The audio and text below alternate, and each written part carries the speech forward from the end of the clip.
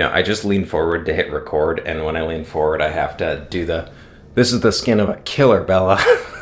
Hello, everybody. My name is Austin Randolph. The really quick stuff, if you like what I do, I do a lot of videos like this, where I just talk. It's not necessarily like a gear demo, or if you like my gear demos, or just the sound of my voice, please subscribe to the channel. It costs you nothing, and means a lot to me. Other thing, if you, like me, spend several hours a day swiping through short form videos, follow me on TikTok. I do a lot of stuff over there.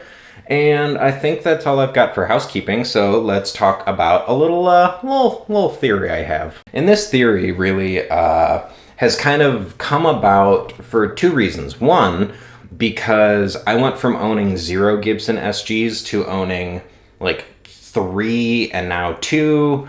But I have kind of recently become a fan of really just it as a platform. And growing up, I never was. I always thought it felt weird, but something happened and they grew on me, and now I like them a lot. That coupled with a guitar player who recently got kind of made it big on the internet, and now she's making it big actually. Grace Bowers, if you don't know her, check her out. She's great. But her primary guitar is she plays a Cherry Gibson SG. And that kind of got me looking around a little bit. I think that the younger demo of guitar players that are coming out on a whole almost favor the SG to the Les Paul, when historically it was always the opposite way around. The SG was always kind of like, some people played in it. The weird people played SGs, right? Like Frank Zappa and Tony Iommi. It was like 1 out of 10 Gibson players played an SG. And I don't really think that's the case anymore. So I have a couple theories as to why. Well, a couple reasons. Reason number 1, why I think. I'll save the big one that I think is the meat and potatoes for the last. But reason number 1, way lighter, way smaller, way easier to maneuver. There's not a big ridge where your arm rests. There's not, you have 2 cutaways. I guess what I'm getting at is it's more of an ergonomic shape. How this whole guitar came about in the first place was the same reason that they got rid of the Les Paul as we know it in 1960 or 61, one or the other. And that's because it was selling like shit compared to Fender's guitar that had come out in 54, I think, the Stratocaster, or 56, one of those. So what this is Gibson doing their own Stratocaster. This 100% was their take on a Stratocaster. And I think you can kind of see that reflected in even the people that play Stratocasters now, too. Like, that's the go-to guitar for you're a younger dude. All the young cool guys play Strats. Just like on the other side of the coin, all the young cool Gibson people play SGs. And I just think it's a more ergonomic shape. It's more efficient with its space, if that makes any sense. Reason number 2, why I think more young people are playing Gibson SGs. Everybody tries to emulate their heroes, right? And I remember a couple years ago, 5-6 years ago, when Greta Van Fleet was new. And their big, from what I remember, their big first music video that popped was for the song Highway Tune. And it's a killer guitar riff that the song starts out with. And it's the dude, the guitar player, with long hair, dressed like a rock star, playing an old beat-up SG.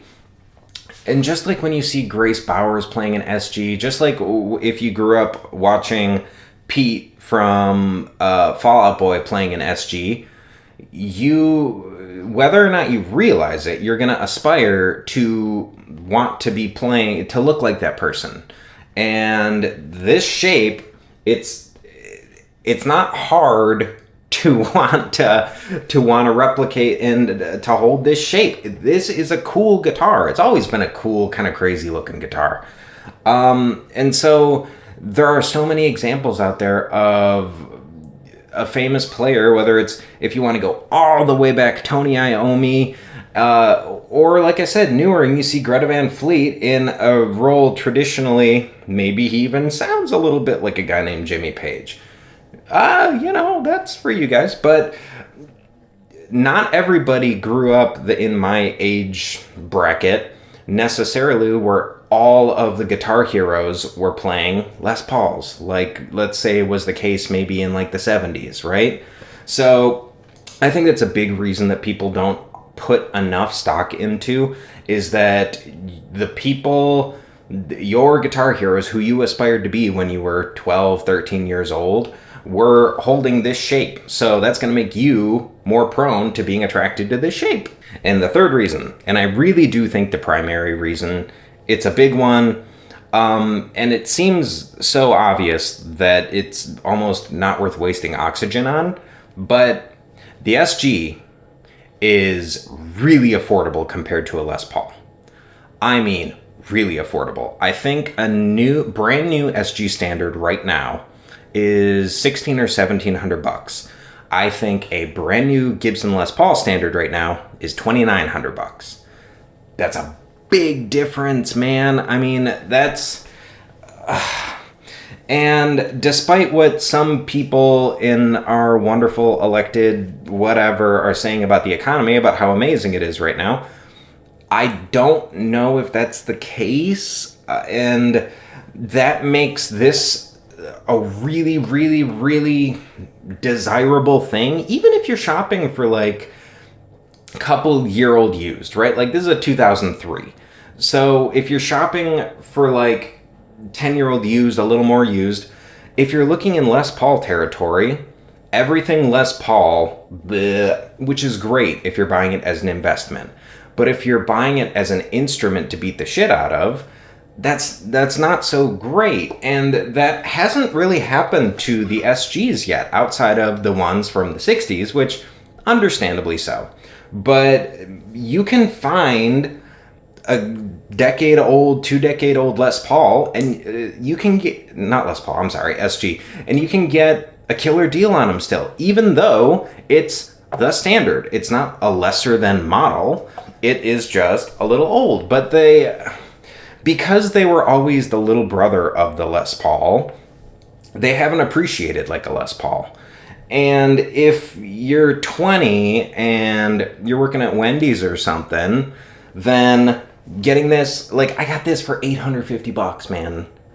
$850. And is it a little beaten up? Yeah, somebody tried to fill in some stuff with Sharpie once.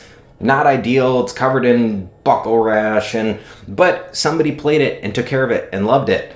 And I still got it for like less than the price of a new premium Epiphone. That's wild to me. And I really think that is the biggest reason why the SG is, I mean, nobody has any money right now. Things are not great, right? And I think that's a humongous reason why this is quickly almost becoming the standard Gibson amongst people below, I don't know, 50, below your blues lawyer types that everybody makes fun of. Which is dumb, and I'll probably make a whole video complaining about that one day that everybody's going to get mad at me about.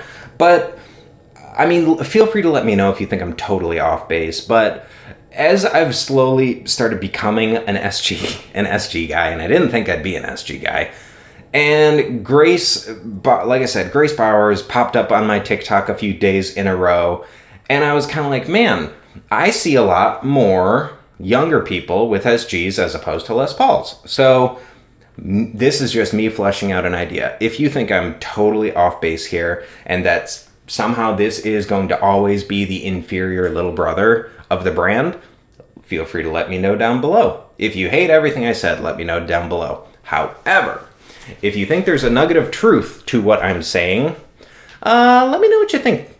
And what's the best SG deal you found? Because I really can't believe you can still get these for a deal when it's such an iconic guitar with standard Gibson appointments. So that's all I got for this week. I know it's not like a gear review.